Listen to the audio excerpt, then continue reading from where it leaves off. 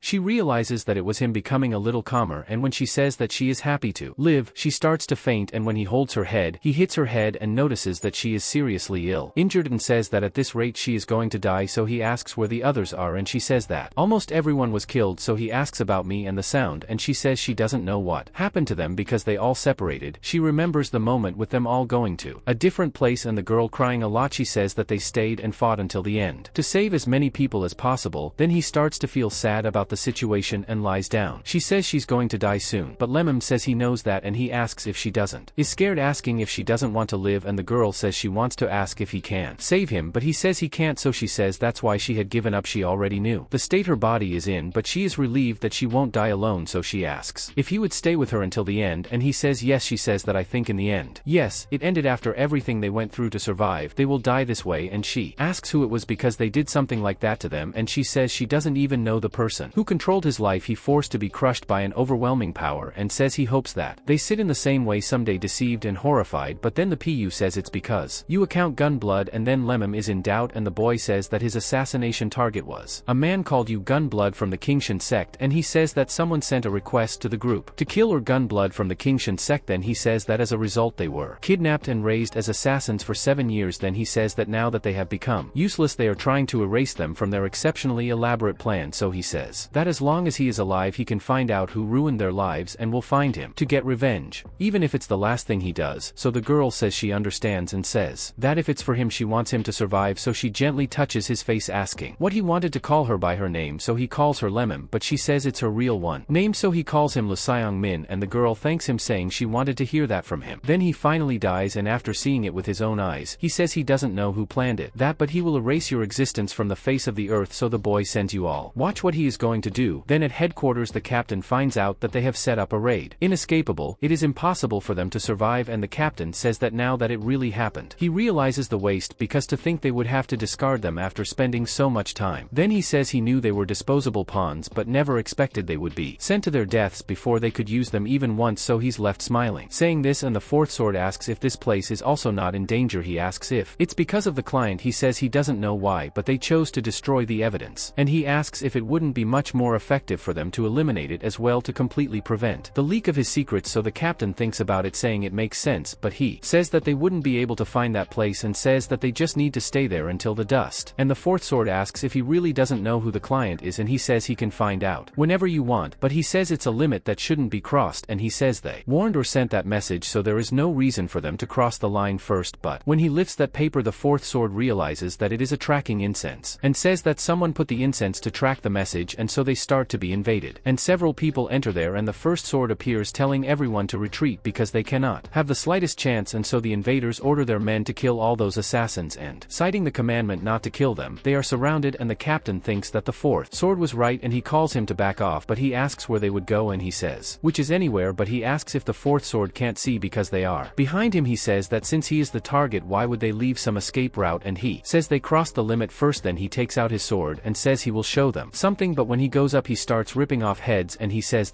those will be devoured if they decide to bite him, and the captain orders all his strength to hold on, that they can win if they keep putting pressure on them, but someone says that they won't have that opportunity by attacking the captain with all his strength, and the captain even tries to defend himself by attacking that. However, after the blow he begins to feel the effects of what he just received and says that that's a lot of power, asking who that person is, so she asks how dare a mere murderer. Asking her name, he recognizes that woman as the toxic heart that ends life. He starts trying to guess who her client would be, but she tells him to stop right there, to rip out his tongue if he says one more word, so he is surprised to think that the client would know fear and say that they should have known they were related to this from the beginning, thinking that he regrets the fact that he did not investigate the client due to his thinking not to cross the limits, and says that his wrong choice caused a disaster, but he says that even if he dies it won't be alone, so he points his sword at her, and she's not very excited about farting and starts attacking him back, and they both go at it. And guys, this hill here is very good, even if you liked it. Leave a like, subscribe and comment below asking for part 2 remembering all Morocco. I will probably post part 2 if you support and hype the video. Then leave a like, subscribe, comment a lot and share this so we can reach 100k. I'll see you in the next video.